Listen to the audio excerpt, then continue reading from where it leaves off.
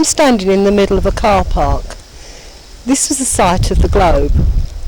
It opened in the 1850s, but was closed by 1903, so it had a fairly short life. It disappeared completely on one autumn morning. On the 11th of October 1941, a German bomber came out of the sun and dropped one huge bomb. The crater was enormous and the devastation was widespread, but luckily only 3 lives were lost. Troops were called in the next day to help clear away the debris, and the great British spirit prevailed of never being downhearted. Apparently, 2 young soldiers were looking at the enormous hole and asked what they should do. "Well, you could try filling it in," a local replied.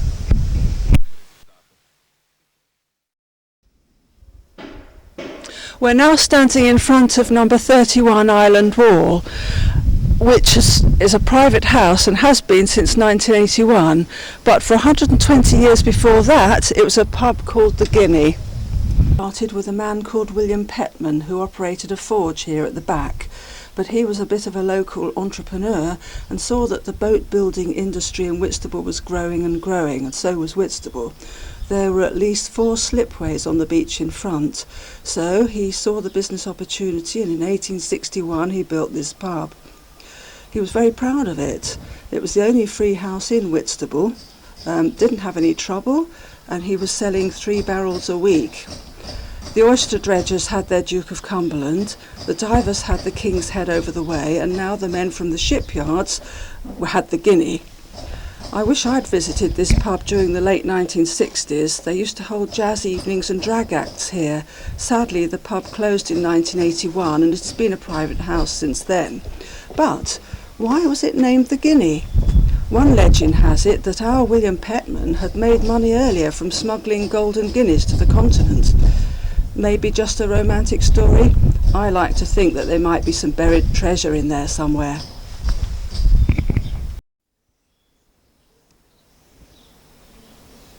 And here, at number 34 Island Wall, with its Dutch-style facade, was once the Fisherman's Arms. This was a beer house and had a relatively short career. Little is known about the background of the property, unfortunately, but it seems that from the 1840s, cottages were beginning to be built along Island Wall as ship repairing and construction spread along the beach, and it would be easy to imagine the rowdy, bustling times when the Fisherman's Arms must have been crowded and thriving. There is record that in 1858 this beer house was noted as the Fishmonger's Arms, but this could have been just a misprint. At that time Elizabeth Bell was the licensee, and before that, in 1845, George Bell is listed, and may well have been her husband. So that would appear to be the most likely beginning of the Fisherman's Arms at around 1840. In 1860, William Madams advertised that he had extended the house to make a hotel, and it could well have been at that time of improvement that the brick front with the Dutch-style gable was added. In 1903, the house was owned by Shepherd Neame and was included in a number of small pubs recommended for closure, and this took place around 1906. And so the Fisherman's Arms, which served as a pub for some 60 years, has in fact, for a longer period of time, been a private house for the last 100 years.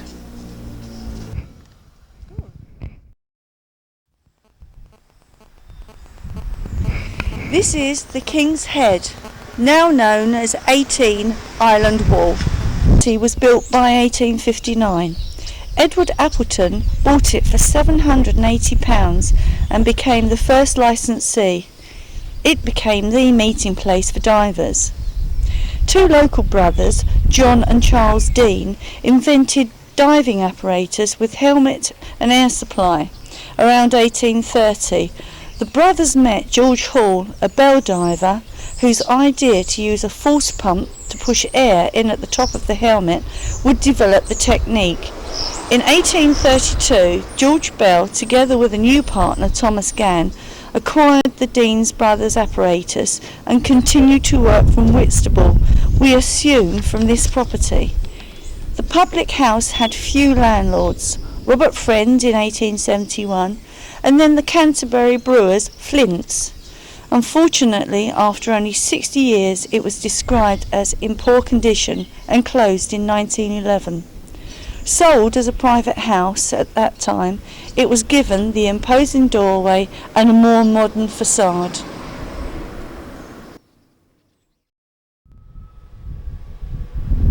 This is the Stag Sea Wall, now known as Stag Cottage, which opened as a small, simple beer house in 1858 and was closed in 1906. A bit about the history of the Stag. John Dean and William Edwards, pioneers in diving apparatus and methods, purchased ground along Valley Wall, as it was then called, in 1853. In 1858 they sold the property to Flint, the Canterbury brewer, for £155, and it was opened as a small beer house. At some stage the brewers added the brick front to the original weatherboard building. In 1903 it was described as a small poky house with just a single bar. It had very limited trade, and the Stag closed in 1906 and became a private house. When it closed, there was an inventory, and I think this gives an excellent flavour of the simple character of a local beer house. There were 2 long drinking tables. One was birch and one was mahogany, 18 rush seats, chairs, 28 stamped pewter pint pots, of glasses. There was a 4-pull beer engine in a mahogany case with brass and porcelain pulls and brass taps, and one other very important fitting, an 8-day clock in a mahogany case.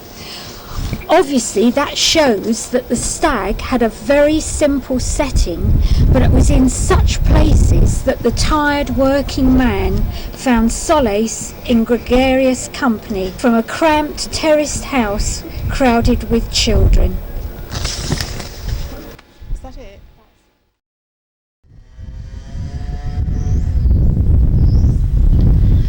Behind me is the Whitstable Yacht Club. It was once known as the Victoria Inn, number 3 Sea Wall. Have been found, but the public house was first noted in 1858 with George Foreman as the landlord. It was a weatherboard building, and so unfortunately was rapidly consumed by the Great Fire of November the 10th, 1869. The landlord, a J. Marsh, was insured, but the rebuilding was undertaken by one of the breweries. It was on a slightly different site and much larger, and was listed as the Victoria Hotel, which by 1900 had become a boarding house, and in 1903 was purchased by the Yacht Club.